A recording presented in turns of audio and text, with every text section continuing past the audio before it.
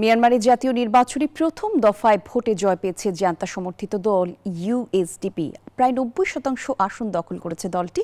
এতে রাখাইনে ভরাডুবি হয়েছে জাতিগত দলগুলোর। অন্যদিকে স্বাধীনতা দিবসেও জান্তা বাহিনীর হামলার থেকে রক্ষা পায়নি সাধারণ মানুষ।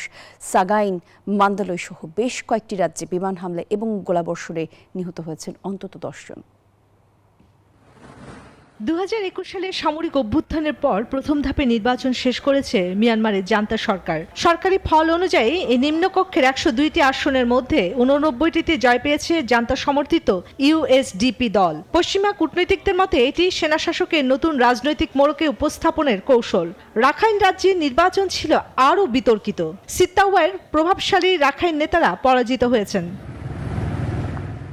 পুরো নির্বাচনের ফল প্রকাশ হবে ২৫ জানুয়ারি পর। তবে সংবিধান অনুযায়ী সেনাবাহিনীর জন্য সংরক্ষিত ২৫% আসন থাকায় ফলাফল যাই হোক, ক্ষমতা জান্তার হাতেই থাকবে বলে মনে করছেন বিদ্রোহী গোষ্ঠীগুলো।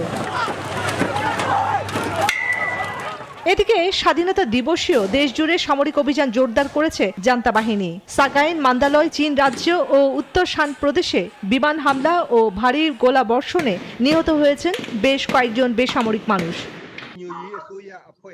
হামলায় ধ্বংস হয়েছে একাধিক গ্রাম, হাসপাতাল, একটি বৌদ্ধ মঠ। নিহতদের মধ্যে নারী, শিশু ও বৌদ্ধ ভিক্ষুও রয়েছেন। মানবাধিকার সংগঠনগুলোর অভিযোগ, নির্বাচনের আড়ালে যুদ্ধ আরও তীব্র করছে সেনাবাহিনী।